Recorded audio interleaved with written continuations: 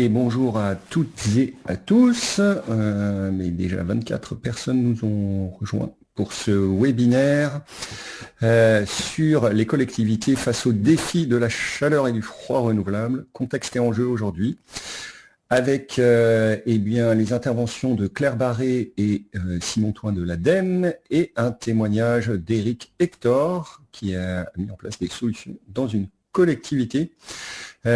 Emmanuel, je te laisse la parole pour nous donner le contexte de formation du CNFPT lié à ces sujets et introduire le sujet si tu le souhaites.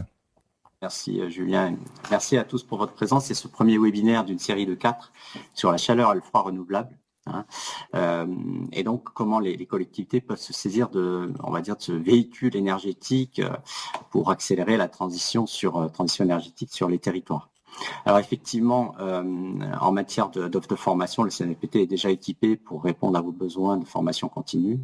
Et donc il y a toute une série de faisceaux d'indices et d'actualités qui ont fait que il y a plus de 6 mois, on a choisi de travailler sur ce sujet-là et notamment l'Observatoire de la transition énergétique des territoires dans son volet grand public en juin 2025 qui indique que parmi les actions à prioriser, le grand public donc a choisi aussi la création, l'extension de réseaux de distribution de chaleur, voilà, donc à partir bien sûr d'énergie renouvelable. Donc c'est aussi un signe puisque 7 Français sur 10 sont intéressés par cette question-là, notamment pour des raisons financières.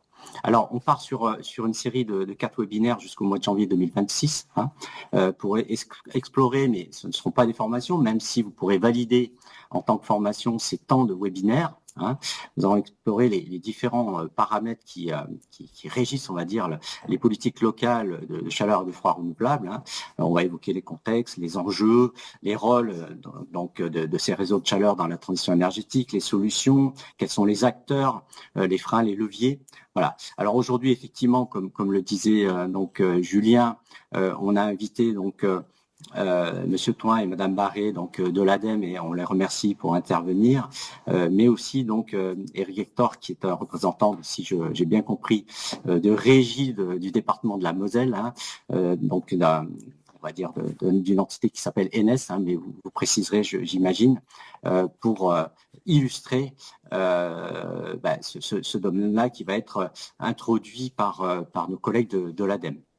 Voilà, donc ces 4 webinaires vont s'étaler par mois environ jusqu'au mois de janvier et vont en fait nous servir à explorer ce domaine et vous proposer des contenus de manière aussi à récupérer vos réactions par rapport à ce qui vous sera présenté, car on va au CNFPT initier un travail de révision de l'offre de formation qui existe déjà depuis un certain nombre d'années et que vous avez certainement aussi expérimenté pour certains.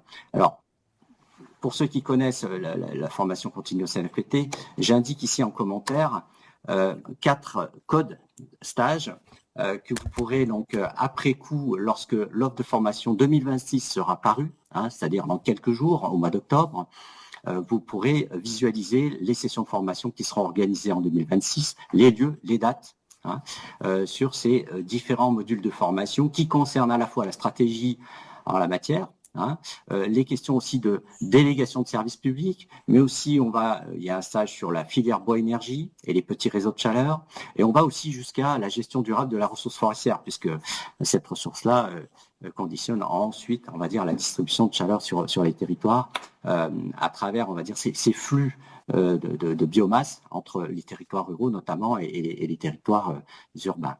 Voilà, donc cette série de webinaires est vraiment, on va dire, en miroir de l'offre de formation et je pense aussi de forts besoins de formation actuels et à venir dans ces années à venir. Alors, voilà, je vais laisser la parole à Julien. On va jouer le rôle de maître du temps puisque j'ai sous les yeux le timing que Vanessa, que j'excuse pour son absence, mais qui a fait un gros travail de préparation. Et voilà, on animera avec Julien ce webinaire ensuite pour les questions-réponses. Julien, je te laisse compléter si nécessaire. Oui, merci. Justement, je voulais prendre la parole pour saluer notre collègue Vanessa qui est à l'animation de la e-communauté et qui a vraiment tout fait en termes de préparation de cette série de 4 webinaires. Elle ne peut pas assister à ce premier pour des raisons professionnelles en fait. Et du coup, merci à elle, elle est là avec nous quand même. Et dire donc à nos 37 participants et participantes qu'ils peuvent interagir avec nos présentateurs et trices de ce jour en allant dans l'onglet conversation en bas à droite et en posant des questions. Si c'est des questions de compréhension, on se permettra donc du coup d'interrompre la présentation pour être sûr que tout le monde puisse bien s'accrocher. Et sinon, on gardera les questions pour la fin de l'intervention. Voilà. En tout cas, n'hésitez pas à rédiger vos questions sur l'onglet conversation. Et du coup, je laisse maintenant la parole à Claire et Simon pour introduire ce sujet. Premier webinaire d'une série de 4. C'est parti, avec vous. Très bien, bonjour à tous, très heureux d'être parmi vous aujourd'hui. Donc, merci au CNFPT pour l'organisation de ce webinaire. Alors, je me présente rapidement. Moi, Simon Thoin, je suis ingénieur donc à l'ADEME au sein de la direction bioéconomie et énergie renouvelable, et je suis en charge de la coordination donc, du Fonds Chaleur, qui est un dispositif d'accompagnement des collectivités et des entreprises à des visées de développer donc la chaleur renouvelable. L'objectif de notre présentation avec Claire Barret qui interviendra après moi, c'est de vous présenter ce qu'est la chaleur renouvelable, son importance pour la transition énergétique, ses grands enjeux, notamment pour les collectivités, et également on vous présentera un peu plus en détail les différentes filières qui composent la chaleur renouvelable. Et donc notre intervention côté ADEME se terminera par un focus spécifique sur le solaire thermique présenté par Claire Barret, qui est référente solaire thermique. ADEME. Alors pour entrer dans le vif du sujet, donc quand on parle chaleur et d'ailleurs froid renouvelable, on parle de différentes filières, différentes solutions techniques. Alors pour les citer, donc la biomasse énergie, le solaire thermique, là on peut même parler des géothermies et de l'aérothermie, la récupération de chaleur fatale. On peut également élargir à la filière méthanisation biogaz et, comme ça peut être cité aussi en introduction, les réseaux de chaleur qui permettent de massifier l'intégration de ces différentes énergies et de distribuer cette chaleur, cette énergie aux différents utilisateurs consommateurs. Toujours un peu pour introduire aussi le sujet, rappeler les grands objectifs nationaux vis-à-vis du développement de la filière. C'est vrai qu'en termes de transition énergétique, on parle beaucoup d'électricité renouvelable. Alors c'est sûr que c'est un enjeu majeur, mais c'est important aussi de rappeler qu'en France, c'est près de la moitié de notre consommation d'énergie finale, c'est de la chaleur et du froid. Pour le chauffage des bâtiments, pour de l'eau chaude sanitaire, pour des besoins de process industriels. Donc vraiment, la décarbonation de la chaleur, c'est un enjeu très fort de la transition énergétique. Sachant qu'aujourd'hui, elle est encore fortement carbonée, cette chaleur. Quelques grands chiffres en lien avec l'aspect législatif réglementaire. Donc la loi climat-énergie de 2019 a fixé donc pour objectif d'atteindre la neutralité carbone d'ici 2050, donc à travers deux grands leviers que sont la réduction drastique des consommations à travers l'objectif de sobriété, d'efficacité énergétique, et également le développement des énergies décarbonées, notamment les énergies renouvelables, avec un objectif de 33% d'énergie renouvelable dans la consommation finale d'ici à 2030. Et en matière donc plus spécifiquement de chaleur, l'objectif est d'atteindre 38% de chaleur renouvelable à 2030, donc dans la consommation finale. Et également, ça c'est donc des objectifs fixés par la programmation pluriannuelle de l'énergie, c'est de multiplier par 5 la quantité de chaleur distribuée par les réseaux de chaleur entre 2012 et 2030. Et à noter également, pour faire un lien aussi avec l'adaptation au changement climatique, c'est que le plan national d'adaptation au changement climatique vise également à favoriser le développement des réseaux de froid renouvelables. Donc tous ces grands objectifs, ils sont aussi déclinés par filière, notamment dans ce qu'on appelle la programmation pluriannuelle de l'énergie, qui est là en phase la dernière version en phase de projet n'est pas encore publiée.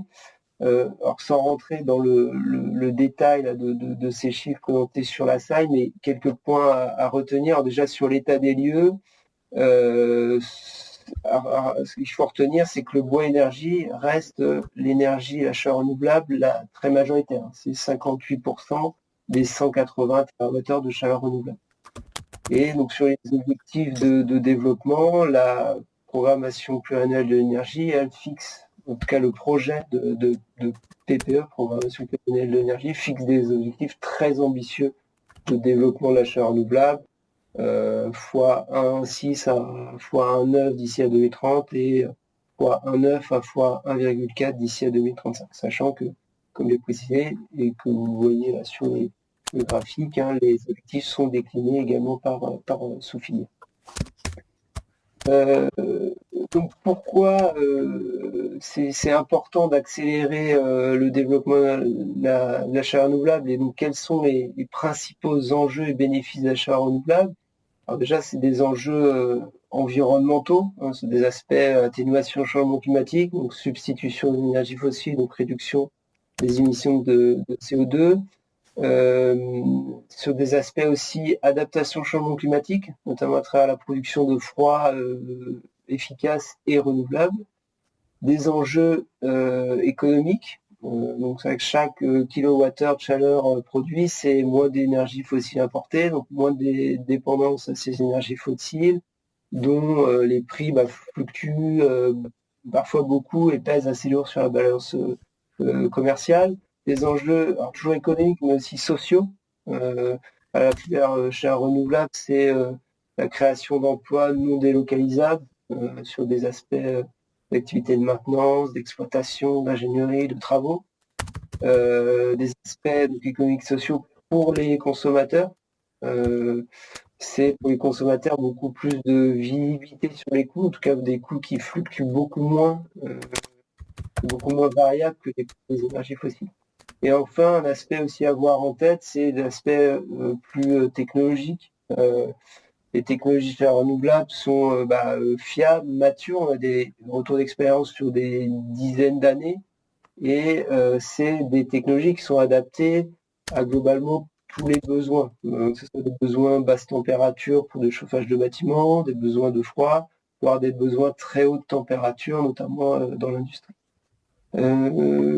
Pour poursuivre, donc ce qui est important aussi d'avoir en tête, c'est que le développement de la chaleur renouvelable doit s'inscrire dans une démarche énergétique globale. Quand on se lance dans un projet chaleur renouvelable, avant de se demander quelle filière est-ce que je dois installer, du bois, de la géothermie, du solaire, c'est important de se poser et de réfléchir sur trois questions un peu fondamentales. C'est est-ce qu'on peut déjà réduire nos besoins? Est-ce qu'on peut mutualiser ces besoins? Et enfin, comment on peut prioriser les énergies renouvelables et de récupération qui seraient les plus adaptées à la fois à notre territoire et à nos usages? Donc la première étape, réduire le besoin, ça passe notamment par la rénovation énergétique des bâtiments, une meilleure isolation, un meilleur pilotage des consommations, parfois aussi revoir aussi des évolutions sur les usages. Ensuite, la deuxième étape, donc mutualisation des besoins, c'est une fois qu'on a des besoins optimisés, vient la question de la mutualisation. C'est que les énergies renouvelables, il faut vraiment les penser à une échelle collective d'un quartier, d'une zone d'activité, d'une commune. Et donc l'exemple le plus marquant, le plus pertinent, ce sont les réseaux de chaleur et de froid, où là le principe c'est qu'on va regrouper plusieurs consommateurs pour rentabiliser un investissement assez lourd de chaufferie biomasse, de géothermie ou de récupération de chaleur fatale. Et c'est vrai que cette mutualisation, au-delà de parfois permet de mieux gérer la complémentarité des usages, permet aussi de réduire les coûts avec un effet d'échelle important. Et enfin, donc vient la troisième étape, la priorisation du coût des énergies renouvelables, où là, l'important, c'est vraiment de réfléchir à la ressource la plus pertinente localement et techniquement. Donc là, avec un peu alors c'est assez simplifié, mais une sorte de hiérarchie un peu des filières, où l'important, c'est déjà de se poser la question, est-ce qu'il y a de la récupération de chaleur fatale qui peut être mobilisée en priorité, car si elle n'est pas valorisée, c'est une énergie qui serait perdue. Ensuite, important de se poser la question si on a une ressource géothermie ou du potentiel solaire thermique. Si on est sur un bassin très favorable à la géothermie, ça sera l'énergie à privilégier. Et enfin, la question de la biomasse, c'est parfois une ressource qui peut être plus limitée et qui a aussi l'avantage de pouvoir en tout cas être partiellement délocalisée. Donc là, c'est vraiment important de l'utiliser de façon plus optimisée, là où elle peut être plus pertinente pour les besoins, et là où le conseil, c'est vraiment de l'utiliser, en tout cas la plus pertinente, c'est sur des besoins un peu plus haute température. Ou lorsque une énergie plus locale, entre guillemets, géothermie solaire, ne peut pas satisfaire le besoin. Et c'est vrai que la priorisation, il faut aussi le voir comme le penser aussi en cascade, cascade de différentes énergies, utiliser l'énergie la plus locale et après pouvoir compléter avec d'autres sources énergies comme la biomasse. Ensuite, donc sur la slide suivante, l'idée c'était de vous présenter un peu les grandes étapes d'un projet, vraiment de l'émergence du projet, vraiment l'idée qui émerge jusqu'au fonctionnement de l'installation. Donc avec à retenir quelques points quelques points clés. Sur l'émergence du projet, l'important, ça va être de bien connaître le potentiel de son territoire, de bien s'informer sur les filières, de ne pas hésiter à s'appuyer sur les retours d'expérience d'autres collectivités. Et là, l'ADEME notamment, ou des relais financés également par l'ADEME, sont aussi là pour vous conseiller, vous collectivités, vous aiguiller. L'étape suivante, alors cette étape-là, pour prendre quelques mois, après les durées, c'est un peu plus pour information, mais ça peut être très variable suivant la taille, la complexité des projets. L'étape suivante, c'est l'étape vraiment d'étude du projet. Donc là, l'importance de bien s'entourer de bureaux d'études et d'AMO qualifiés. L'ADEME un peu à vous accompagner à travers du conseil, mais également à travers des financements accompagnés sur des financements d'études. Et la question des financements fera notamment l'objet du second webinaire sur la chaleur renouvelable. Ensuite, l'étape suivante, c'est l'aspect conception. Là, sur des durées, pareil, qui peuvent être très variables, de plusieurs mois, voire plusieurs années sur les très gros projets de réseau de chaleur. Là, toujours l'importance de bien s'entourer, ne pas hésiter à s'appuyer sur une AMO. Là, ça va être l'étape aussi, on va assurer le financement du projet. Donc là, pareil, l'ADEME, notamment à travers le fonds chaleur, peut vous accompagner. On détaillera notamment le dispositif lors du prochain webinaire. Et enfin, l'aspect fonctionnement et suivi. Donc le fonctionnement de l'installation, c'est sur au moins, après ça peut être variable suivant les technos, mais au moins une vingtaine d'années.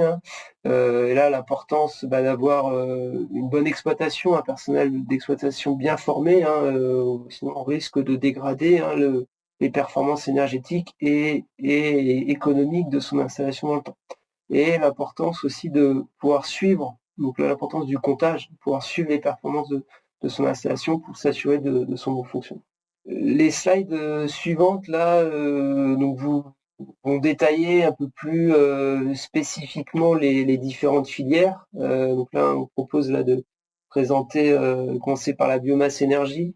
Donc biomasse, bois, énergie. Donc c'est avec le terme biomasse et énergie, c'est en fait ça désigne l'emploi de cette ressource bois biomasse à des fins énergétiques pour produire soit de la chaleur, voire de la chaleur électricité, notamment à travers des installations de cogénération.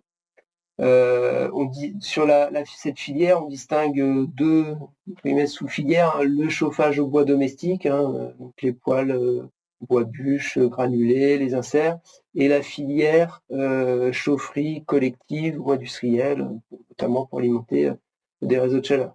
Au niveau de cette filière, hein, qui fait plutôt l'objet de notre présentation, on va retrouver comme principaux combustibles les plaquettes forestières, les connexes et sous-produits de l'industrie du bois, des déchets, tout ce qui va être bois fin de vie, des déchets de bois, les granulés, et aussi ce qui permet l'appellation biomasse, d'autres sous-produits, notamment des sous-produits agricoles.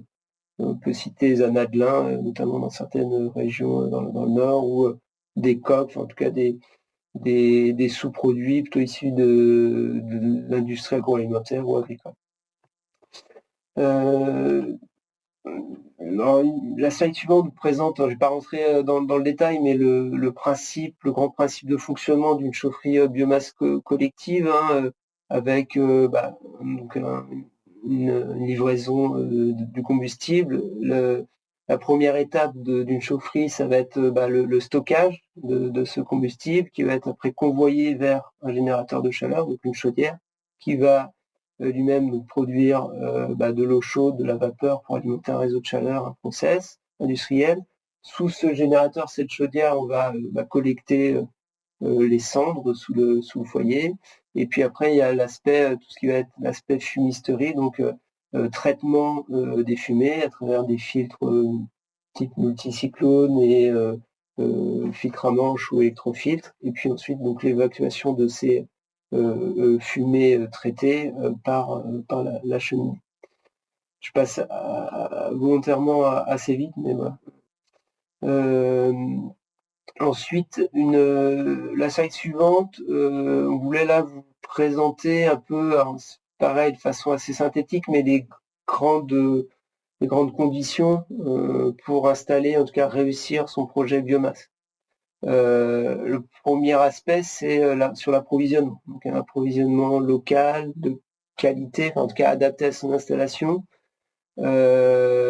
À noter que voilà, au-delà d'une certaine taille, hein, un plan d'approvisionnement détaillé doit être réalisé, validé par une cellule biomasse régionale, notamment afin de s'assurer de la compatibilité entre les besoins à la chaufferie et surtout la compatibilité avec les ressources localement disponibles.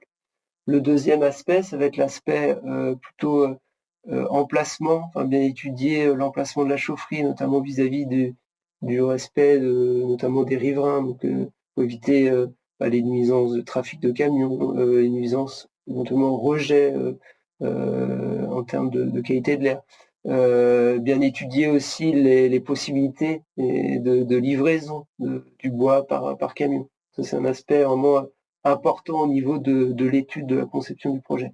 L'autre aspect aussi important au niveau de la conception de l'étude, ça va être le dimensionnement. Donc, dimensionnement qui doit permettre d'avoir un fonctionnement le plus optimisé possible de la chaufferie pour assurer des performances optimales à la fois énergétiques, mais aussi en termes de qualité de l'air.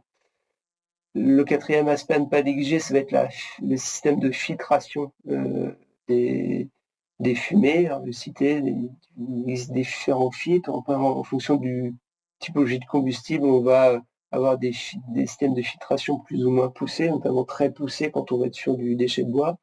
Et enfin, le dernier aspect, ça va être l'aspect maintenance et suivi d'installation pour assurer son fonctionnement optimal. Une dernière slide sur le bois énergie. C'est assez vite, mais voilà, c'est pour rappeler un peu les grands enjeux, en tout cas l'intérêt de la filière, à la fois pour rappeler que c'est une énergie locale, donc avec des sources proches des ressources issues de sources proches de la consommation, donc contrairement aux énergies fossiles, des intérêts pour les emplois locaux, des emplois qui sont créés pour l'exploitation forestière, mais aussi l'exploitation des installations. Hein. On estime à plus de 30 000 emplois liés spécifiquement à la filière bois-énergie. Et puis, bien sûr, des intérêts économiques ou d'équité sociale. Hein. Le bon exemple, c'est les réseaux de chaleur qui permettent de fournir une chaleur, entre guillemets, bon marché, en tout cas stable dans le temps, contrairement aux énergies fossiles et qui ont des très fortes volatilités des coûts. Voilà pour la biomasse énergétique. Alors, il y a une petite, pardon, Simon, il y a une petite question par rapport à la biomasse. Est-ce que le miscanthus peut être utilisé et éligible dans les aides ADEME? C'est un arbuste assez robuste qui peut proliférer. Oui, je confirme, hein, dans les aides ADEME, on parle bien bois, biomasse, énergie en général. Donc, dans les combustibles entre guillemets éligibles, on a bien tout ce qui va être entre guillemets sous-produits agricoles et notamment potentiellement des chaufferies miscanthus, voire on a quelques exemples. Après, ça reste exemples un peu marginaux, mais quelques exemples aussi de chaufferies qui peuvent tourner sur des résidus de paille, etc. Donc oui, ça fait bien partie des ressources qui peuvent être éligibles. On pourra, si c'est un point qui peut être creusé, je note pour le prochain webinaire, on va parler un peu plus du fonds chaleur, détailler un peu plus éventuellement les quelques conditions d'éligibilité un peu clés du dispositif, ça n'y a pas de souci. D'accord. Il nous reste un peu moins de 20 minutes là pour votre partie. D'accord, bon, je vais accélérer, d'accord. Sur la géothermie de surface, alors je vais aller un peu plus vite, hein, pour le coup, peut-être un peu trop longtemps au début. La géothermie de surface, donc là, le principe, hein, c'est qu'on va exploiter la chaleur du proche sous-sol, donc inférieur à 200 mètres de profondeur. C'est une filière donc, qui est systématiquement associée à une pompe à chaleur, parce que sur ces profondeurs-là, on est à une dizaine de degrés, d'où la nécessité de pompe à chaleur pour relever en température et après valoriser la chaleur, voire même le froid, hein, parce que c'est un des gros avantages de la géothermie de surface. Donc c'est typiquement une filière qui est très adaptée à la fois au neuf, mais aussi on peut adapter aussi pour les bâtiments existants. J'ai une slide donc plus spécifique, hein, sur l'avantage de la géothermie surface et de mettre en valeur que c'est une source d'énergie une technologie qui permet de produire du froid, donc à haute efficacité, et contrairement aux climatisations aérothermiques, hein, qui ne contribuent pas aux effets d'îlots de chaleur. Donc sur les différentes, il y a différentes technologies, hein, géothermie de surface, des technologies plus pour l'individuel, le petit collectif, hein, typiquement les échangeurs horizontaux, les échangeurs compacts, et des technologies qui permettent d'alimenter des bâtiments de plusieurs centaines, voire milliers de mètres carrés, typiquement les champs de sonde, les doublets sur des eaux de nappe, par exemple.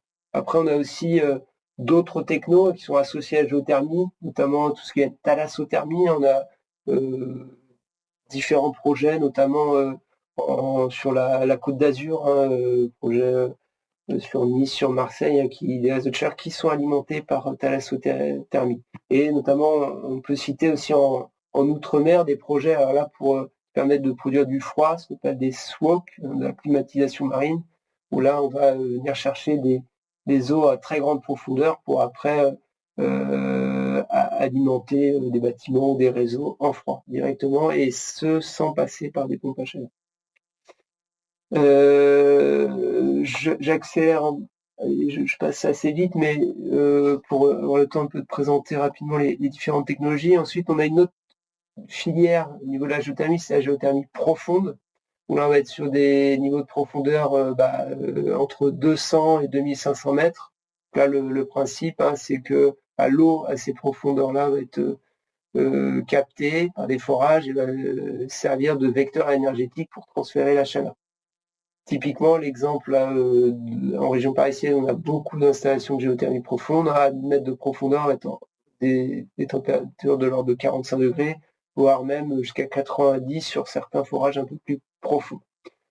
Vous avez la carte, hein, on retrouve un peu les principaux bassins, notamment le bassin parisien, le bassin aquitain, où on a de nombreuses installations. Je passe rapidement. Géothermie profonde, il faut avoir en tête que c'est systématiquement couplé à un réseau de chaleur, et le principe, c'est qu'on va un premier forage, on va venir puiser l'eau dans l'aquifère, un second forage va venir réinjecter après avoir exploité son contenu énergétique. Alors là, c'est vrai que ces slides-là, je peux les passer assez vite, parce qu'en fait, c'est les grands intérêts de chacune des filières. Alors, quand je disais un quart d'heure, 20 minutes, j'incluais pas l'intervention de Madame Barré. Hein, d'accord. D'accord. Bon, voilà. Donc, je sais que c'était avec l'intervention de Madame Barré, donc ça m'inquiétait un petit peu. Okay. Voilà. Bon, je pourrais quand même détailler un peu plus les slides dans ce cas. Très bien, merci.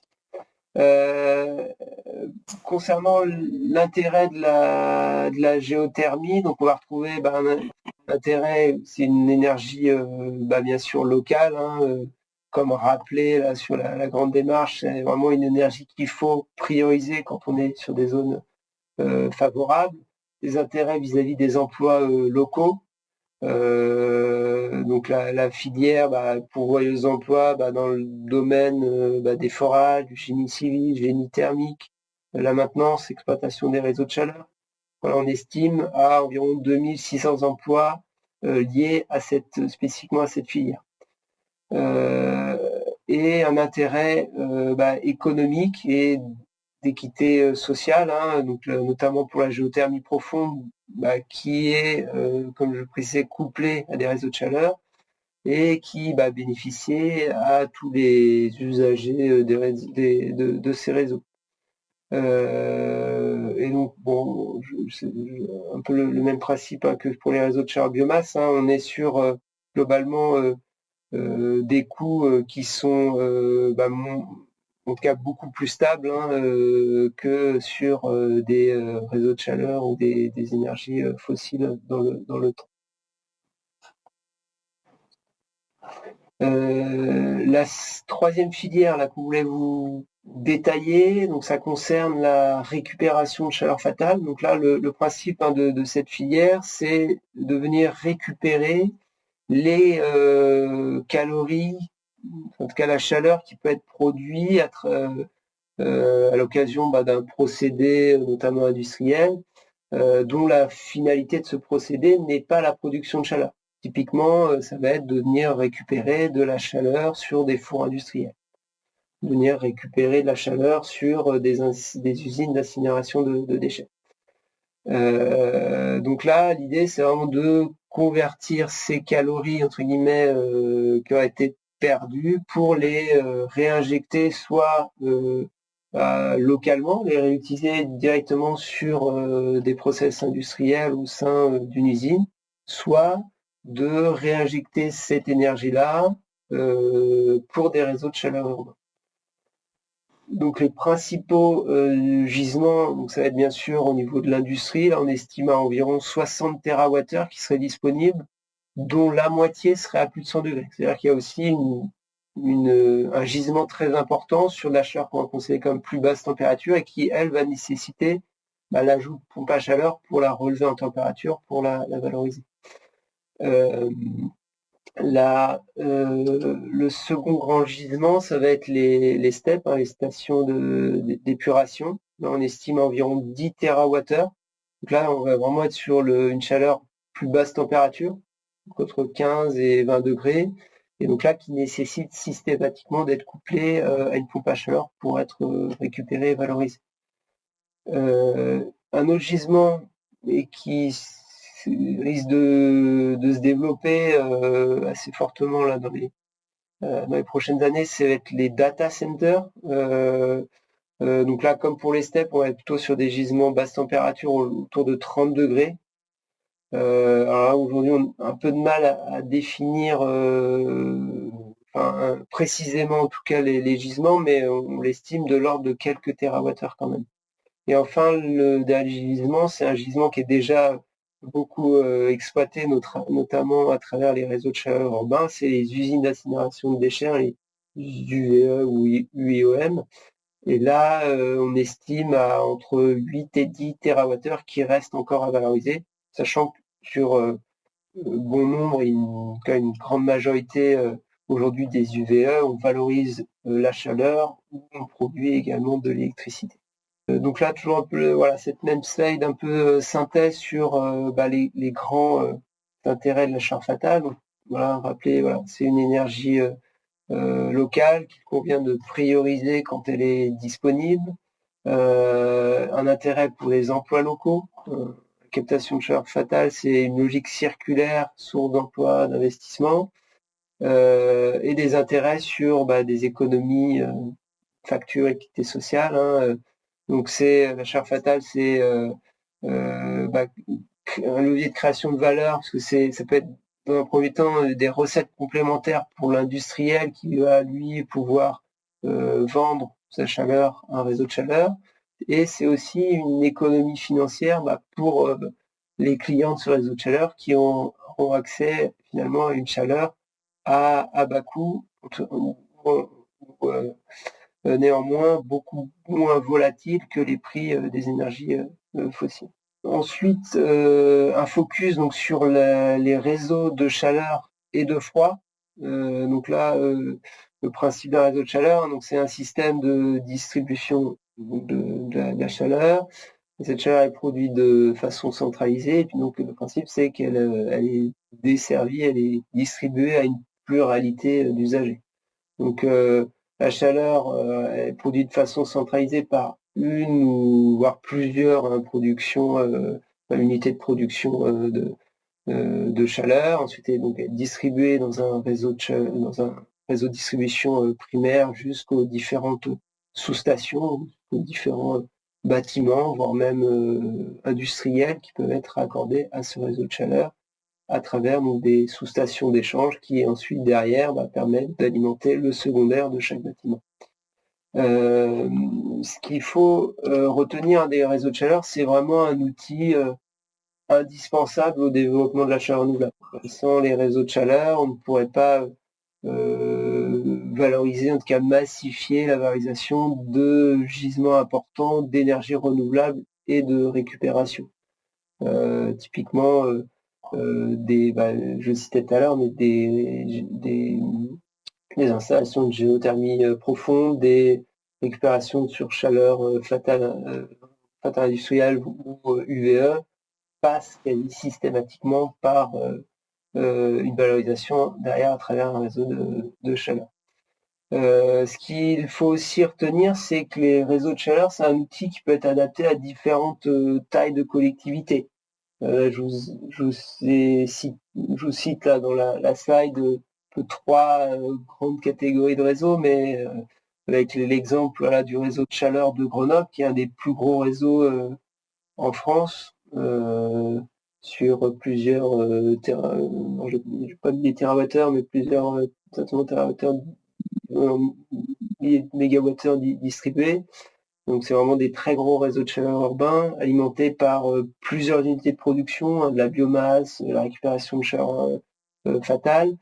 Un exemple de communes plus intermédiaires, des communes entre 20 et 30 000 habitants, où là c'est l'exemple de Grigny et de Viry-Châtillon, c'est un exemple de réseau de chaleur alimenté par la géothermie profonde. Et puis on peut aussi trouver des réseaux de chaleur sur des communes beaucoup plus rurales.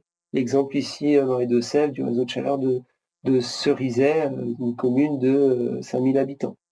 Et j'ai aussi une dernière slide pour pas oublier que les réseaux de chaleur, c'est aussi pas oublier que les réseaux de chaleur et de froid, on a aussi et c'est aussi, comme je citais en introduction, un des objectifs du plan national d'adaptation au changement climatique, le développement des réseaux de froid.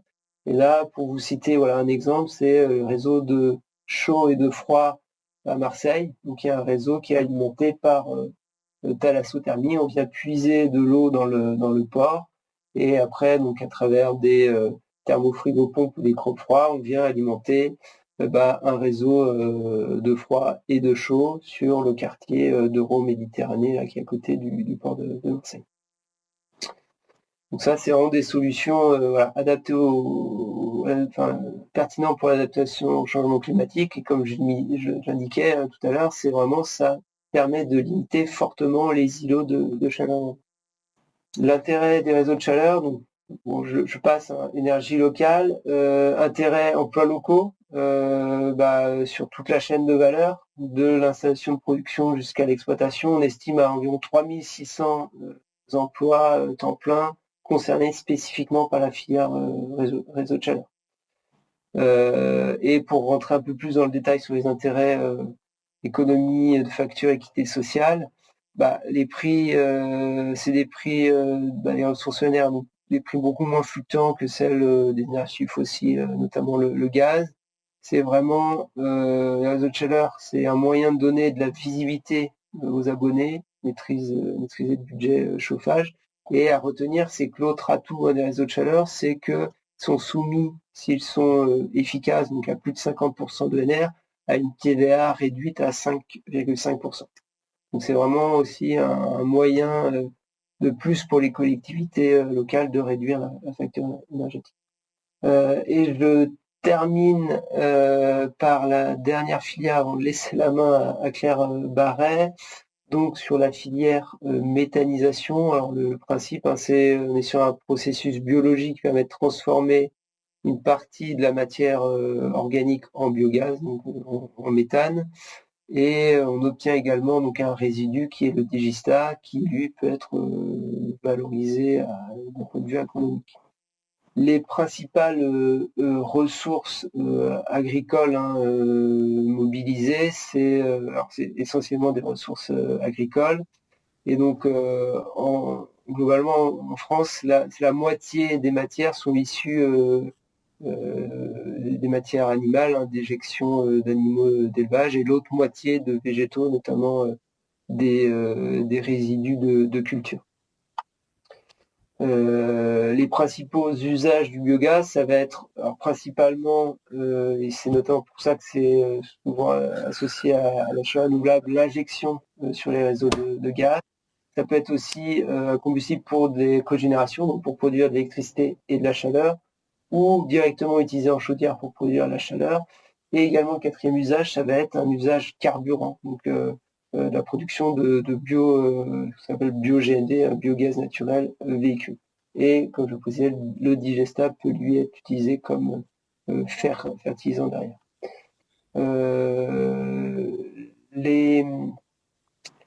Les grands intérêts de la méthanisation, donc une énergie locale qui renforce l'autonomie et la résilience énergétique des territoires, valorise donc des déchets du territoire.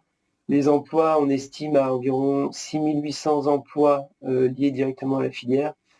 Et enfin, pour le même principe sur l'économie, facture, équité sociale, ça permet de produire une énergie à un coût beaucoup plus stable, contrairement aux énergies fossiles. Voilà, j'espère que j'ai tenu les délais, et du coup je passe la main à Claire Barret qui va vous détailler beaucoup plus spécifiquement la filière solaire thermique. Merci Simon. Alors avant qu'on passe au solaire thermique, l'approfondissement sur ce point-là, et merci pour ce panorama complet. On va essayer de répondre à une question. Donc sur la question des critères qui permettent peut-être d'établir une hiérarchie des énergies. Qu'on va utiliser pour réaliser cette production de chaleur dans un réseau. Voilà, donc dans quelle mesure cette hiérarchie est-elle appliquée en pratique? Alors, pour reprendre par exemple les cas du fonds chaleur, où c'est vrai qu'aujourd'hui, en fait, ce qu'il faut avoir en tête, c'est que la très grande majorité des projets qui sortent aujourd'hui sortent à travers, on y reviendra lors du prochain webinaire, un accompagnement financier, notamment de l'ADEME, à travers du fonds chaleur, où nous, on a un certain nombre d'exigences sur les projets. Et l'une des exigences, c'est justement de bien étudier en amont cette hiérarchie, en tout cas cette démarche, réduction des besoins, mutualisation et surtout priorisation derrière.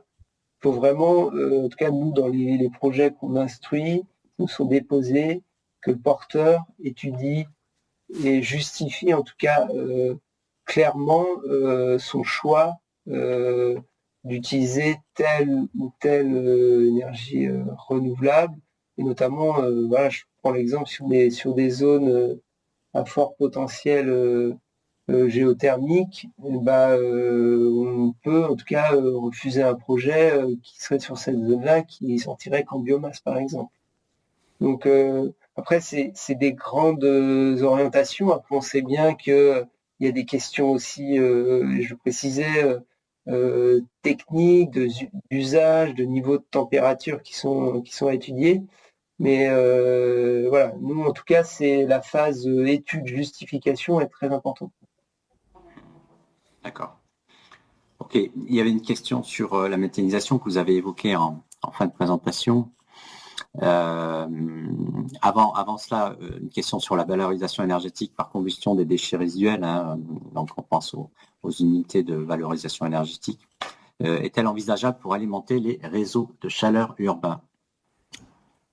Oui, bien sûr. Et aujourd'hui, vous avez la grande majorité des usines d'incinération qui sont raccordées à des réseaux de chaleur. Donc oui, bien sûr, c'est d'ailleurs quand on a un projet de développement, d'extension de réseau de chaleur, la première question à se poser, c'est est-ce qu'on a une usine d'incinération à proximité? Est-ce qu'elle est déjà éventuellement raccordée au réseau de chaleur qu'on veut étendre? Et surtout, est-ce qu'il y a là encore du potentiel, en tout cas de la chaleur à valoriser? Donc, oui, bien sûr, c'est d'ailleurs une des priorités sur tous les gros réseaux de chaleur humains, les gros centres urbains.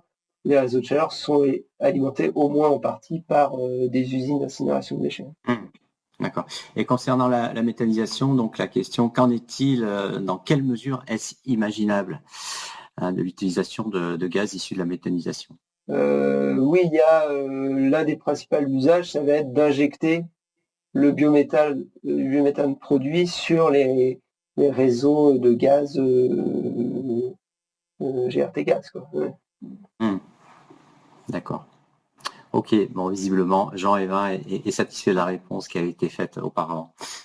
On va pouvoir passer au focus sur le solaire thermique et donc laisser Claire prendre la main.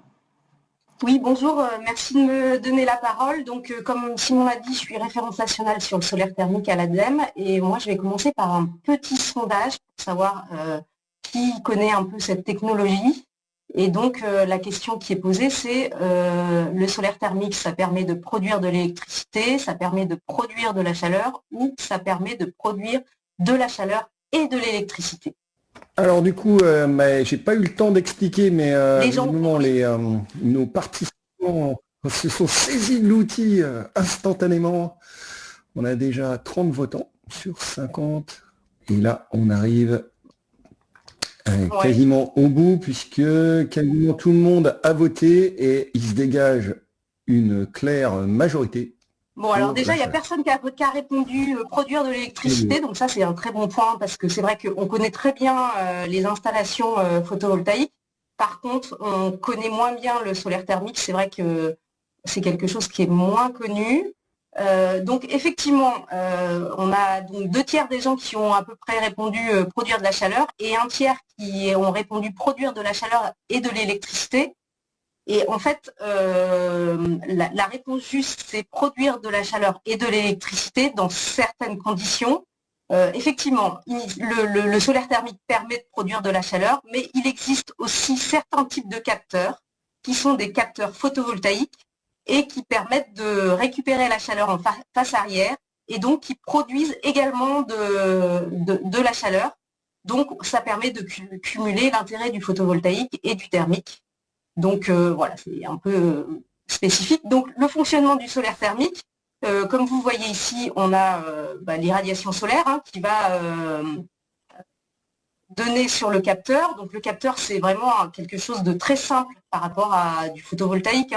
On est sur un bac acier dans lequel on a un tuyau de cuivre, on met un isolant pour garder la chaleur, on met une plaque de verre pour faire effet de serre. Et puis, le fluide on va peindre tout ça en noir pour attirer la chaleur. Et le fluide va circuler dans le capteur et venir réchauffer un ballon de stockage. Le solaire thermique ne fonctionne jamais seul. On a toujours un stockage en parallèle puisque, par définition, on a besoin de solaire pour produire de la chaleur. Et donc, comme on n'a pas du soleil en permanence, le stockage permet un déphasage et une utilisation de cette chaleur à tout moment de la journée. Et puis ensuite, on a le système de distribution qui va pouvoir alimenter nos installations en eau chaude. Donc voilà pour le fonctionnement. Donc on a différents types de capteurs et différentes solutions. Donc le premier type de capteur, c'est des capteurs qu'on dit sensibles au vent et aux infrarouges. Et donc c'est des capteurs qu'on voit de manière assez importante sur des piscines. Hein. En gros, la caractéristique, c'est qu'on ne va pas avoir de vitrage qui produisent un effet de serre, mais on va avoir des tuyaux noirs dans lesquels on va faire circuler notre fluide et qui vont permettre de faire monter en température à des températures qui vont jusqu'à une trentaine de degrés. Donc, c'est des applications qui sont particulièrement intéressantes pour des piscines qui n'ont pas des besoins à haute température ou alors pour alimenter une PAC qui va permettre et derrière qui va permettre d'obtenir des températures plus importantes. Donc voilà, donc ça c'est le premier type de capteur. Ensuite, on a des capteurs plans vitrés qu'on voit de manière plus communément et qui sont largement utilisés pour produire l'eau chaude sanitaire sur des applications qui vont du particulier aux grandes installations solaires thermiques sur réseau de chaleur ou pour des process industriels. Donc là, c'est un peu ce que je vous ai expliqué tout à l'heure avec la plaque en verre et la circulation du fluide. Et donc là, avec ce dispositif-là, on peut atteindre 90 degrés, sachant qu'aujourd'hui, on voit se développer aussi des capteurs plans vitrés sous vide qui permettent d'aller au-delà des 90 degrés. Le fait d'être sous vide permet de diminuer les déperditions et donc potentiellement d'atteindre des températures plus importantes. Ensuite, on a voilà les capteurs sous vide. Alors c'est vrai que plus communément on a les capteurs tubulaires. Donc c'est des tubes comme ça qui sont dans lesquels on fait le vide, qui permettent également d'atteindre des températures plus élevées. Mais il existe aussi maintenant sur le marché des capteurs plans qui sont sous vide également et qui permettent eux aussi d'atteindre des températures plus importantes. Et enfin, quand on a des besoins à des températures qui vont jusqu'à 400 degrés, on a des systèmes qui commencent à se développer. On a les premières installations industrielles qui sont opérationnelles, notamment en Belgique et en Espagne, avec la possibilité d'atteindre des températures jusqu'à 400 degrés. Et donc, on a des capteurs qui ont une forme parabolique et qui réfléchissent la chaleur vers un récepteur, ici, tubulaire, qui va permettre d'atteindre des températures beaucoup plus importantes. Donc, la particularité du solaire thermique, c'est que, par définition, on a plus de production en période estivale. Vous voyez ici, c'est une image d'un besoin de chaleur. Alors, c'est vrai qu'en général, les besoins de chaleur sont plus importants en période hivernale qu'en période estivale. Donc, on peut avoir des courbes de besoins qui vont être plus sur cette forme-là que sur une forme qu'on voit ici quasiment linéaire. Mais en tout cas, ce qui est important de dire, c'est que on va dimensionner l'installation solaire sur la base des besoins en période estivale. Si on dimensionne les besoins si on a une couverture des besoins qui est supérieure à 100% en période estivale, on va possiblement avoir des problématiques de surchauffe. Et ça veut dire qu'on aura des capteurs dans lesquels on aura investi et qui, au final, ne produiront pas de chaleur puisqu'on va être en surproduction. Donc, il y a vraiment un enjeu à la fois économique et technique pour la durée de vie de l'installation à avoir un bon dimensionnement de l'installation solaire thermique et donc d'optimiser le fonctionnement de l'installation. Alors, ça a un impact également sur le fait que ici, du coup, ce besoin de chaleur, il va devoir être couvert par une autre énergie qui potentiellement peut être une énergie renouvelable aussi. On a aujourd'hui pas mal de projets qui vont être mixtes solaire thermique biomasse. Et donc, ça veut dire que quand le solaire ne permet pas d'atteindre le besoin en chaleur, on va avoir la pointe qui va prendre le relais. Tout à l'heure, Simon a insisté sur la nécessité de suivre les installations. Ça va être particulièrement vrai pour le solaire thermique puisque le fonctionnement fait que on va avoir un automatisme entre la chaleur produite par le solaire thermique et la pointe qui prend le relais dans le cas où on n'a pas suffisamment de chaleur liée au solaire thermique. Donc ça veut dire que si vous ne suivez pas votre installation, si votre installation ne fonctionne pas correctement, vous n'allez pas voir que votre installation ne fonctionne pas puisque la pointe va prendre le relais et donc vous pourrez avoir une installation qui est défaillante pendant... on a des cas d'installation qui sont défaillantes pendant plusieurs années et si personne ne vérifie le fonctionnement, ça peut perdurer très longtemps. Voilà, donc vraiment une nécessité d'avoir une vigilance et un suivi de ces installations, une exploitation de ces installations qui permettent de vérifier que l'installation fonctionne correctement. Claire, donc, je vous laisse encore 5 minutes, il vous reste une demi-douzaine de diaporamas, je vous laisse prioriser pour que Eric ait le temps de bien exposer le retour d'expérience. Ok, très bien, j'accélère. Donc, comme on le disait, le solaire thermique, ça produit particulièrement quand on a des besoins, en période estivale, pardon. Et donc, on va mettre du solaire thermique sur des applications où on a des besoins en période estivale. Donc, typiquement, ça peut être des campings, ça peut être des piscines, des établissements de santé. Par contre, sur une école qui est fermée en juillet-août, on va éviter de mettre du solaire thermique. On a aussi un intérêt à mettre du solaire thermique sur les réseaux de chaleur parce que ça permet également potentiellement de toucher des besoins de chauffage en période hivernale et donc d'optimiser la couverture du solaire thermique. Donc ensuite, voilà, je fais ce zoom là pour indiquer que le solaire thermique est particulièrement pertinent sur le réseau de chaleur. Voilà, je passe assez vite. Un point d'étape là sur le solaire thermique, aujourd'hui, ça représente 1,3 TWh, donc c'est 0,7% de la production de chaleur renouvelable. Donc c'est vraiment un vecteur qui aujourd'hui pourrait se développer de manière très importante. On voit dans la slide suivante, là, c'est les projections d'évolution du solaire thermique dans le plan intégré énergie-climat qui a été remonté à l'Union européenne et possiblement dans la future programmation pluriannuelle de l'énergie.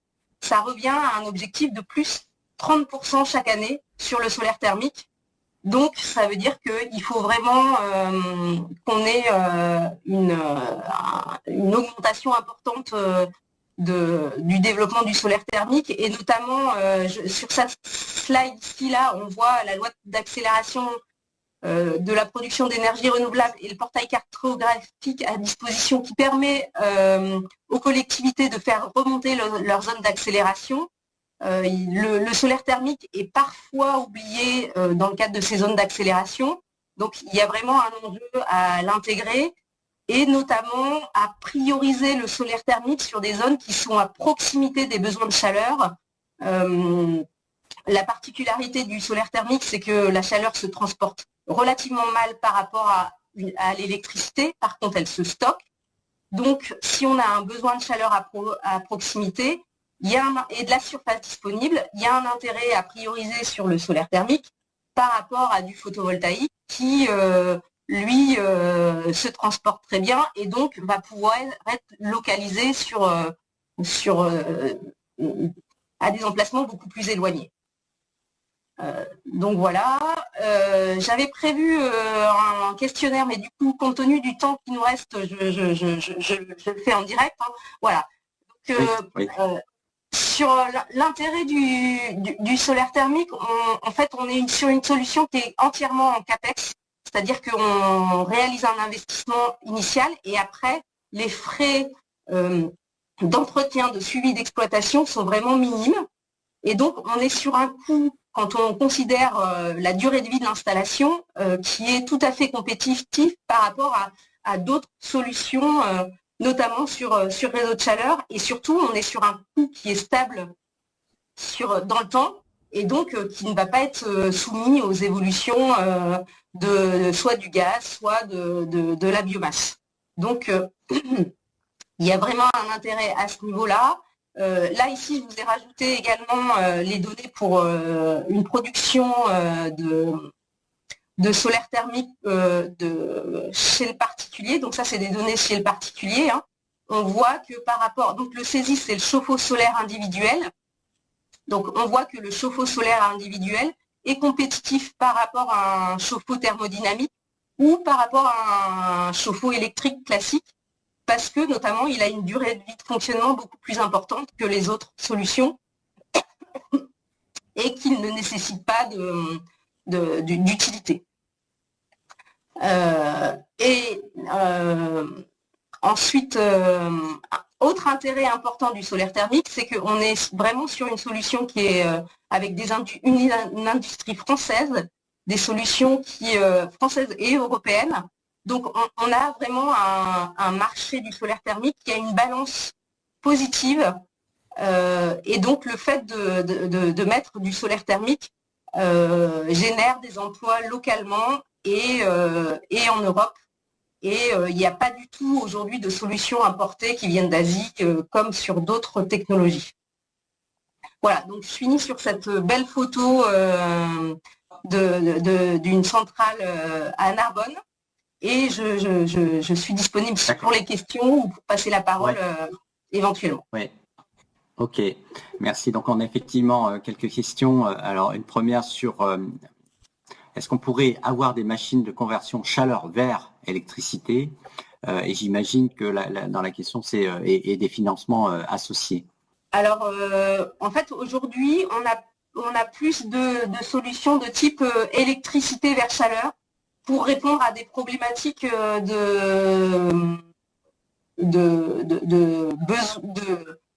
enfin, vous savez qu'on a de plus en plus de périodes où l'électricité a un prix négatif parce que on a trop de production d'électricité. Et donc, on développe aujourd'hui des solutions qui permettent de stocker cette électricité sous forme d'eau chaude et d'absorber ces productions trop importantes d'électricité. Mais par contre, aujourd'hui, on développe... sauf sur du solaire à concentration dans des pays où on a vraiment un ensoleillement important. En France, on ne travaille pas sur des solutions de production d'électricité à base d'installations solaires thermiques. D'accord. Une question assez précise. Est-ce que les centrales solaires thermodynamiques rentrent dans le cadre du solaire thermique, comme la centrale solaire de l'eau dans les Pyrénées? Alors, je ne connais pas cette centrale. Centrale à concentration.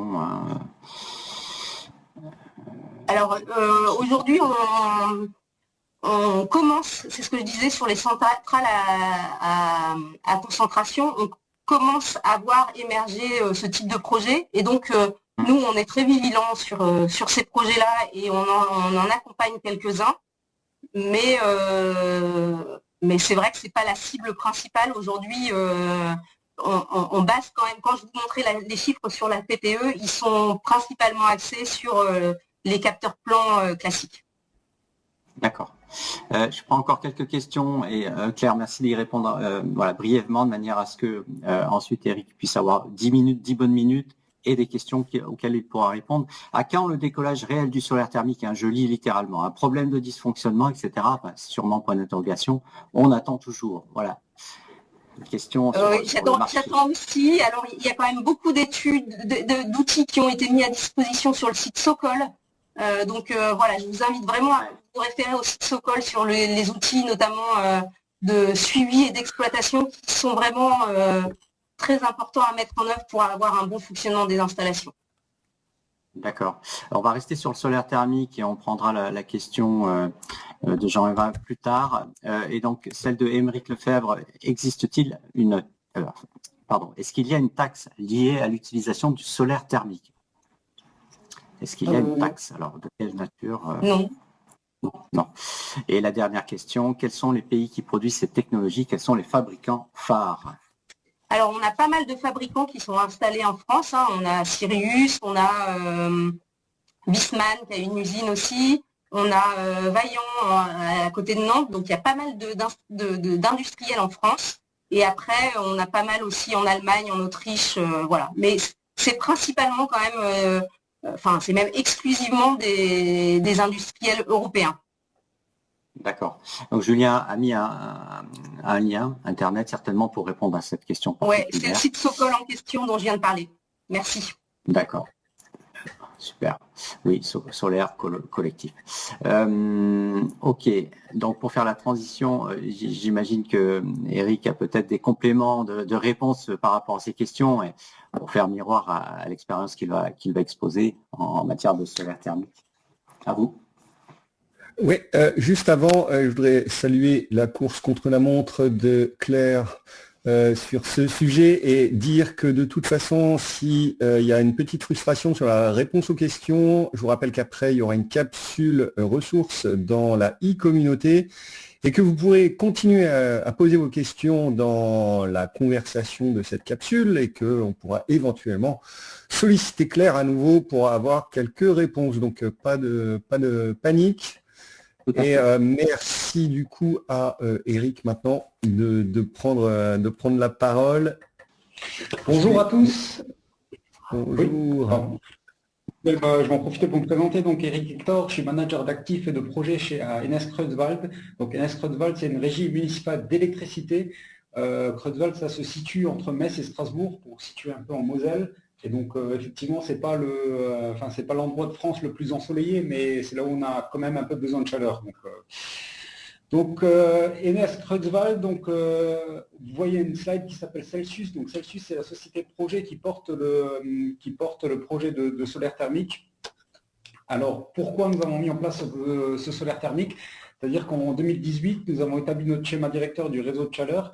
On était très dépendant du gaz naturel, donc 62% de notre production de chaleur se faisait à base de modules de cogénération et 36% environ à l'aide de chaudières gaz.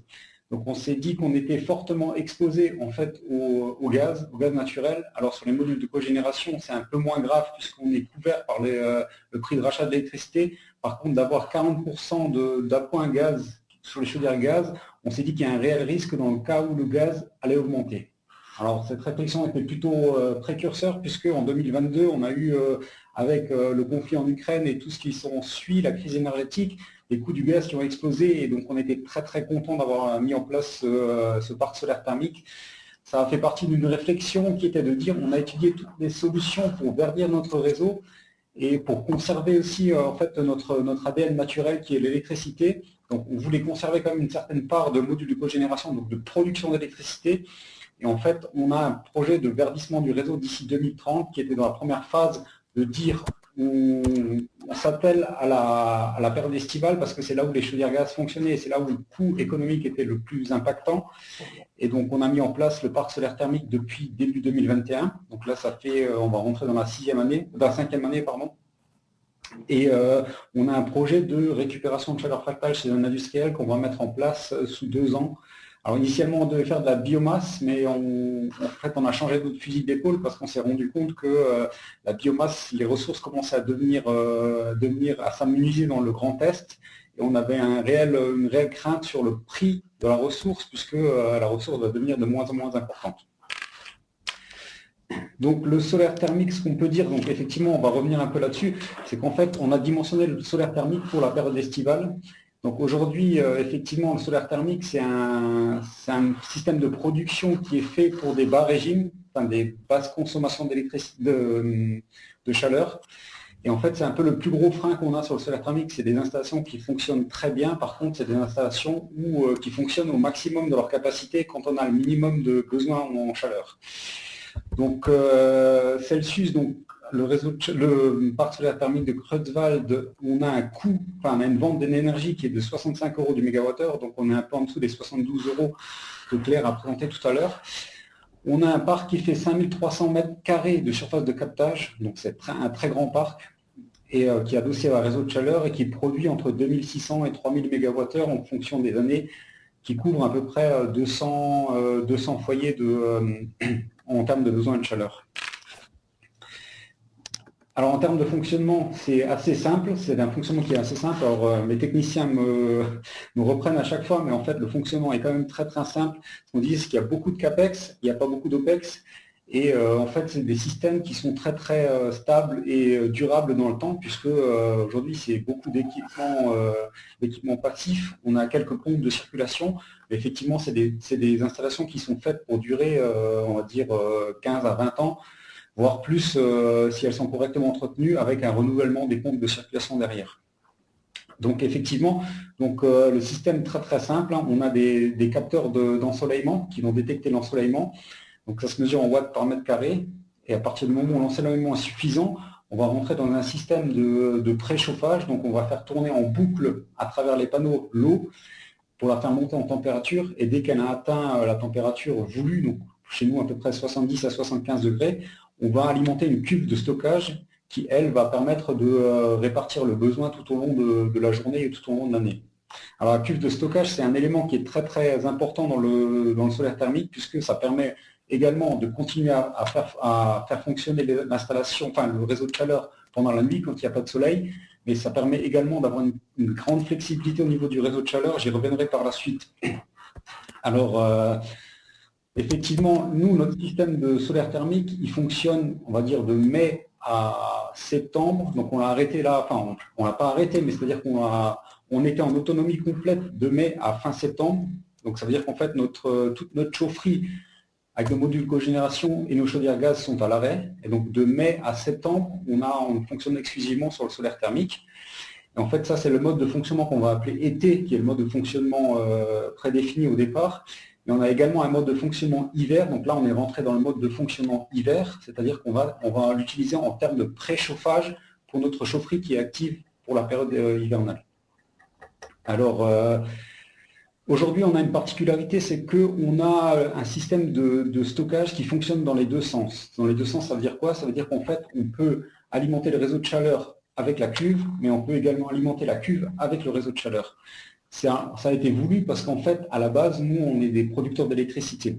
Alors, pourquoi c'est important? Parce que nos modules de cogénération, on va pouvoir les faire fonctionner et pouvoir les piloter de manière optimum. C'est-à-dire qu'aujourd'hui, on va le voir sur la dernière slide, on a de telles variations sur les prix de l'électricité. Donc là, j'ai pris le marché de l'électricité qui était c'était le marché de hier, hein, donc c'est pas... on peut le prendre quasi chaque jour, c'est comme ça. Donc on a un prix d'électricité qui est très très fort entre, on va dire, 6h et 10h du matin, et entre 18h et 22h le soir. Donc nous, notre mode de fonctionnement, ça nous permet de faire fonctionner nos cogénérateurs de 6h du matin à 10h, profiter des prix de l'électricité qui sont très très importants, et à partir de 10h, on va pouvoir fonctionner sur le solaire thermique. Donc on va arrêter nos modules de cogénération parce qu'ils sont plus rentables, puisque le prix de l'électricité, de la valorisation de l'électricité n'est plus rentable. Et on va les rallumer à 18h ce soir. Quand le solaire thermique, il n'y aura plus de soleil à 18h ce soir, donc on va fonctionner sur la cuve de 10h à 18h, là où les prix de l'électricité sont les moins importants, et on va fonctionner avec nos modules de cogénération pour profiter du maximum du prix de l'électricité pendant les périodes de pointe. Et donc les systèmes de solaire thermique, le système solaire thermique, c'est un système qui est très complémentaire d'autres moyens de production, et notamment des cogénérations, parce qu'en fait, on va pouvoir vraiment piloter notre réseau de chaleur comme on peut et l'optimiser en fonction de toutes ces choses-là. Donc la cuve va permettre une vraie souplesse au niveau de la conduite du réseau de chaleur, on va dire. Donc voilà, j'ai essayé d'être le plus clair et le plus concis possible. Si vous avez encore des questions, n'hésitez pas, vous pouvez poser des questions, je répondrai avec plaisir. Alors, des questions précises sur votre présentation, pour l'instant, je n'ai pas l'impression. Peut-être sur le solaire thermique, on va dire de manière plus globale, ou sur les réseaux de chaleur, la chaleur renouvelable. Donc, peut-être que d'autres questions vont arriver. Alors, il y a une question qui est un peu plus sur la globalité du webinaire. Demandez-vous des bilans de zone dans le cadre des aides du fonds chaleur. Alors, j'imagine que cette question s'adresse aux collègues de l'ADEME. Demandez-vous des bilans de zone dans le cadre des aides du fonds chaleur pour valider que toutes les solutions de récupération d'énergie ont été étudiées. Oui, en fait, donc c'est vrai que notamment au niveau des réseaux de chaleur, hein, ce qui est imposé, c'est on impose des études en amont, ce qu'on appelle notamment des schémas directeurs de réseaux de chaleur. Et dans le cadre de ces schémas directeurs, hein, qui sont des pièces obligatoires, hein, pour tout dépôt de demande d'aide aux investissements en réseau de chaleur, dans le cadre de ces schémas directeurs, doivent être étudiés les différentes solutions et notamment les différents potentiels de récupération de chaleur fatale. Pour renforcer encore plus cette exigence-là, on a aussi mis en place depuis cette année une sorte de livrable qu'on demande sur des scénarios aussi alternatifs valorisant. Enfin, voilà, c'est un peu un livrable un peu synthétique qui nous permet qui permet aux porteurs de projet de vraiment détailler quels ont été les différents scénarios étudiés, et notamment des scénarios alternatifs qui n'ont potentiellement pas pu aboutir pour des questions économiques, mais on souhaite quand même avoir le détail de ces scénarios-là. Et en fonction justement de ces livrables-là, on peut décider d'accompagner ou de revoir potentiellement certains projets si on estime que l'étude de tel ou tel potentiel n'a pas été assez longue. D'accord. Et autre question, existe-t-il des incitations aux collectivités pour faciliter le raccordement d'entreprises aux réseaux de froid ou de chaleur lors de leur renouvellement ou installation? De nombreuses TPE et PME bénéficieraient grandement de ces opportunités, surtout en contexte urbain dense, parenthèse alimentation notamment. Là-dessus, ce qu'il faut avoir en tête, c'est que ce qu'on appelle des réseaux peuvent être classés, c'est-à-dire que la collectivité peut donc classer un réseau, donc définir un périmètre de développement prioritaire des réseaux, et au sein de ce périmètre-là, tout bâtiment neuf ou tout bâtiment en rénovation, en tout cas qui renouvellerait son installation, doit prioritairement se raccorder au réseau. En tout cas, s'il ne se raccorde pas au réseau, il doit pouvoir le démontrer. Mais voilà, la priorité, c'est le réseau. Donc la collectivité est en droit de définir justement des zones, des périmètres de classement, de priorisation de raccordement au réseau. Après, c'est vrai que sur les intérêts pour les TPE, PME, après, ça va être sur des notions voilà, on a les grands intérêts des réseaux, des coûts stables, taux potentiellement plus bas que l'énergie fossile, des TVA réduites, etc. D'accord. Je crois qu'on a éclusé les questions. Julien, peut-être clore le webinaire, à moins que nos intervenants aient des compléments à apporter, à la fois sur les présentations, sur les réponses aux questions. Oui, moi, je suis en train de penser à Claire qui a fait une course contre la montre incroyable et que, résultat, elle aurait pu, du coup, on aurait pu faire les sondages et tout ça. C'est pas bien grave. C'est pas bien grave.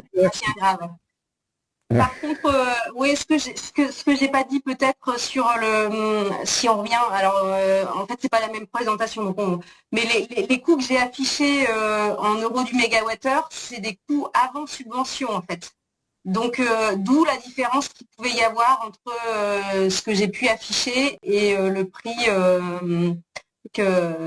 qu'on a pu obtenir sur le réseau de chaleur de Creuswald.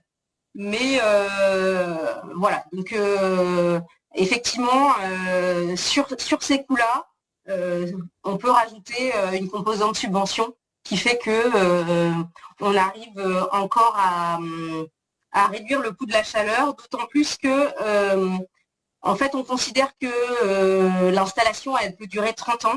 C'est l'hypothèse qui a été prise dans le cadre de l'étude ADEME que je cite là sur le coût des énergies. Et je pense que dans le cadre de Creuswald, ils ont estimé les coûts. En général, on calcule le coût plutôt sur une durée de 20 ans. Donc ça veut dire que les 10 dernières années, entre guillemets, la chaleur va vraiment être très peu chère. On a pris le calcul, vous avez raison. Voilà. Or, la durée de vie, on peut estimer la durée de vie de l'installation facilement à 30 ans. On a du retour d'expérience quand même sur ces grandes installations qui nous vient notamment du Danemark et qui montrent qu'on a des installations qui vont même bien au-delà de 30 ans. Donc, voilà. Très bien.